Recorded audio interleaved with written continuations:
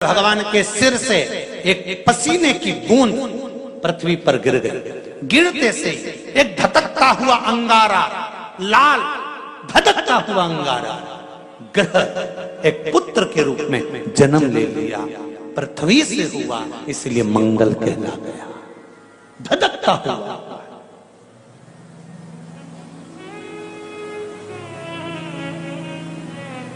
पर अंधकासुर अभी नहीं मरा है। अंधकासुर की मृत्यु अभी नहीं हुई है। हर हर महा अंधकासुर की मृत्यु अभी नहीं हुई। धधकता हुए अंगारे के रूप में मंगल ग्रह प्रकट हो गए, जन्म ले लिए। पार्वती जी ने पूछा ये कौन है? शिव जी कहते हैं ये मेरे पुत्र के तुल्य है, क्योंकि मेरे शरीर के पसीने से उत्पन्न हुआ है, मेरे मस्तक के पसीने से पृथ्वी पर गिरने के कारण ये उत्पन्न हुआ है। इसका नाम मंगल होगा।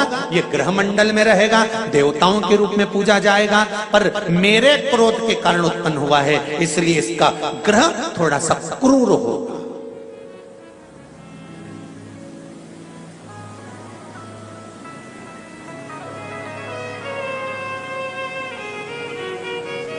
एक बात बहुत ध्यान से सुनिएगा। विवाह, शादी, संतान प्राप्ति, विवाह के बाद में विवाद या किसी नए कार्य के लिए आगे बढ़ रहे हैं और उसमें अड़चन आ रही है, तो एक बार किसी ज्योतिष आचार्य के पास जाकर पूछना, वो बता देगा या तो मंगल या शनि कुछ ना कुछ, कोई ना कोई क्रूर ग्रह तकलीफ दे रहा होगा। ज्योतिष आचार्य के पास जाएंगे, वो कहेगा। जितने भी ग्रह हैं, चाहे राहु हो, केतु हो, मंगल हो, शनि हो, बुध हो, भौम हो, सूर्य हो, ये सारे जो ग्रह हैं ये शंकर भगवान के शिवलिंग के पास में विराजमान है। शिवलिंग के पास में विराजमान। कभी मौका मिल जाए, विवाह शादी में देरी हो रही हो, या कोई नया कार्य चालू कर रहे हो उसमें देरी हो रही हो, या कोई सर्विस के लिए, नौकरी के लिए जा रहे हो और वो कार्य नहीं हो रहा हो, तो एक धतूरा, केवल एक धतूरा, उस धतूरे को फोड़कर उसके अंदर का फल निकालकर उस फल को शिवलिंग पर चढ़ाकर एक लोटा जल शंकर भगवान को समर्पित कर आइए। दिन होना चाहिए मंगलवार। कौन सा दिन होना चाहिए? जम के बोलो जरा, मंगलवार का समर्पित करो।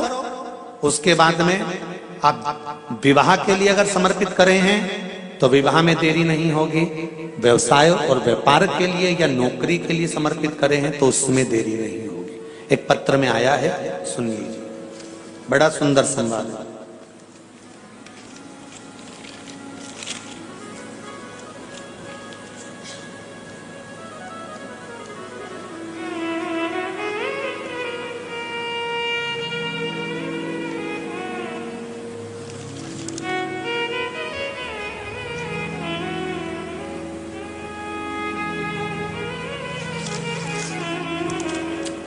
Shri D Sarika, D Shankar, संगार Reddy, Telangana. कहीं बैठे हैं? आप ही हैं? दोनों हाथ हिला दो एक बार। श्री शिवाय नमस्तुभ्यम। आपने पत्र में लिखा है, गुरुजी चरणों को कोटि कोटि प्रणाम। शिव महापुराण की कथा की महिमा।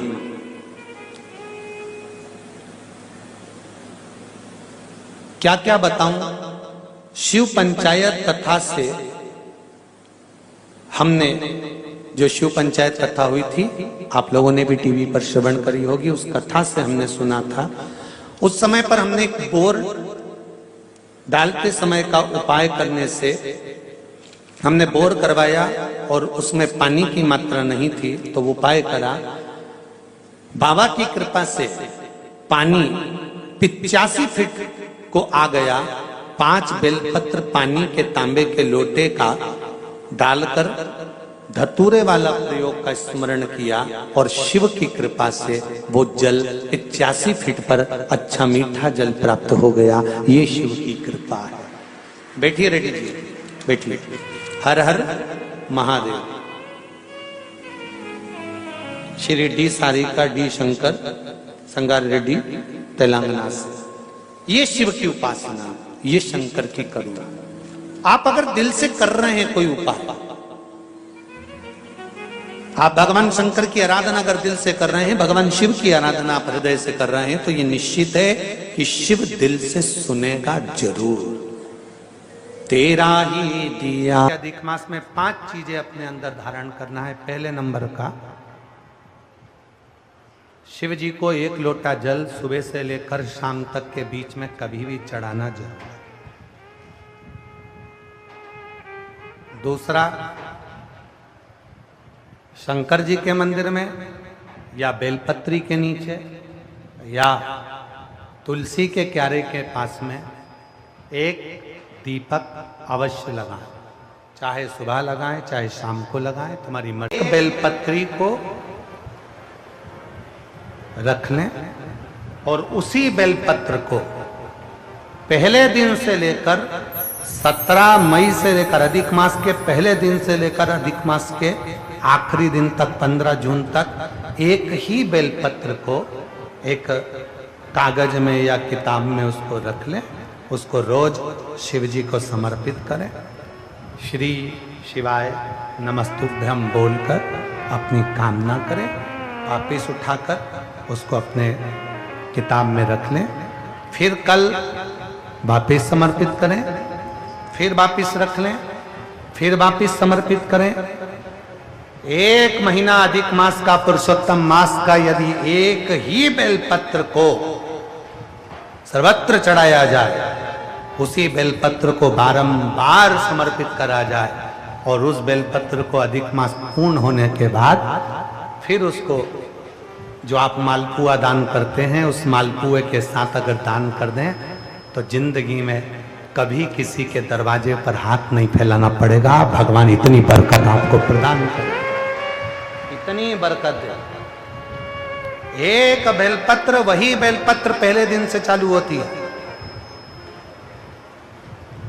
किसी भी शिवलिंग पर, चाहे पार्थिव पर चढ़ा लो, आप चाहें तो अपने, हम गुरुजी हम वहां पर नहीं है, हम कथा में रहते हैं, हम कथा सुनने जाते हैं, तो हम कहां चढ़ाएं? एक कंकर उठाओ, पार्थिव पे चढ़ाओ। पेड़ के नीचे पार्थिव बनाया, उसी पे चढ़ा के रख ली। फिर उसी को बेलपत्र को, उसी बेलपत्र को बारंबार पूरे अधिक मास के महीने में 1 महीने तक उसी बेलपत्र को चढ़ाना है, उसी को रखना है।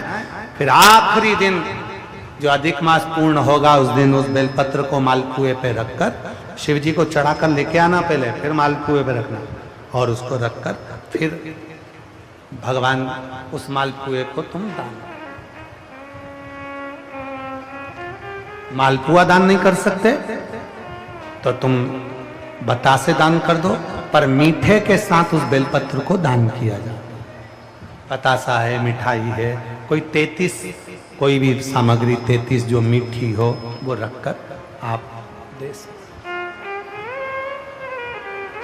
कभी किसी के दरवाजे पर कितनी भी मुसीबत आ जाए, कितना भी दुख आ जाए, कितनी भी तकलीफ आ जाए, कितना भी कष्ट आ जाए, कितना भी कष्ट आ जाए, आपको किसी के आगे हाथ नहीं फैलाना पड़ेंगे। लक्ष्मी की व्यवस्था स्वयं मेरा कुबेरेश्वर महादेव, मेरा महाकाल राजा, मेरा विश्वनाथ स्वयं एक बेल पर वही चलती। 5 चीजें करना है आपको। पहले नंबर पर जम के बोलो जल, दूसरे नंबर पर दीप, तीसरे नंबर पर बेलपत्र, चौथे नंबर पर भगवान शंकर के मंदिर में नंदी के दोनों सींगों के बीच में से शिव के शिवलिंग का दर्शन।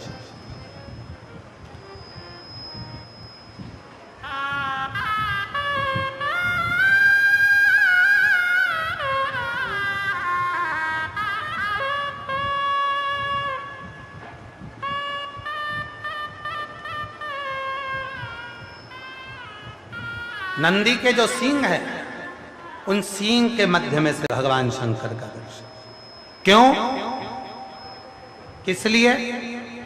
अगर पुरुषोत्तम मास में, अधिक मास में हम नंदी के दोनों सींगों के बीच में से शंकर के शिवलिंग का दर्शन कर लेते हैं तो अपने अंतिम सांस तक शरीर के अंदर कोई बड़ी बीमारी कभी नहीं आती, कोई गंभीर बीमारी कभी नहीं, क्योंकि ज्येष्ठा का अधिक आया है। ज्येष्ठा का जो अधिक होता है उसमें अगर सींग, दोनों सींगों के बीच में से शिव के शिवलिंग का दर्शन करिए, शरीर में कभी कोई बड़ी बीमारी, ऐसी बीमारी नहीं आएगी जिसका इलाज है ही नहीं। रोगीले होकर, कष्ट भोग कर शरीर को नहीं त्याग, बहुत बड़ी बीमारी के साथ शरीर का त्याग नहीं करो। चौथा और 5वें नंबर पर भगवान शिव के मंदिर में, भगवान शंकर के मंदिर में या शिव कथा में या जहां हो वहां प्रदोष काल में, प्रदोष का समय, सूर्य डूबने का समय जब हो उस समय पर 5 बार 7 बार या तो पंचाक्षर मंत्र नमः शिवाय या षडाक्षर मंत्र ओम नमः शिवाय या श्री शिवाय नमस्तुभ्यं का जप। 5 बहुत, ये 5 अधिक मास में शंकर की 5 चीजें धारण कर लो। उसमें सबसे ज्यादा जरूरी जो है जल, दीप, बेलपत्र वही चढ़ाना, वही लेकर आना। कभी कभी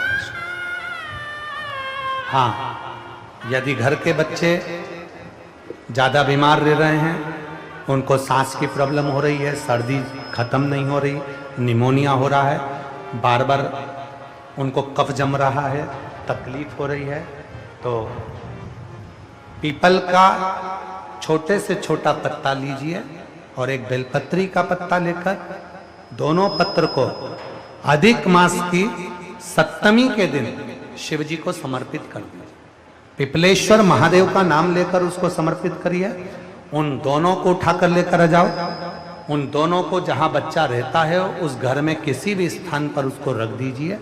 उसकी जो कफ जमना है, जो निमोनिया है, वो धीरे धीरे समाप्त होना प्रारंभ हो जाता है। 7वीं तिथि अधिक मास, इसके सिवाय नहीं होगा वो, अधिक मास के सिवा वो हो ही नहीं सकता, केवल अधिक मास।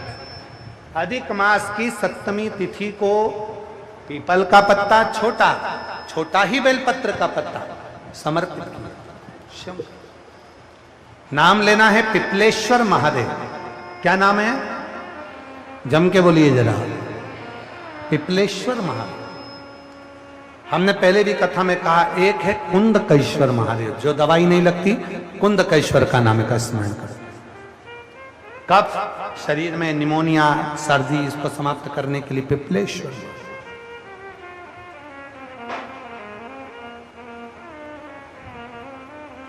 पिपलेश्वर महादेव शिव कथा का। पार्वती मैया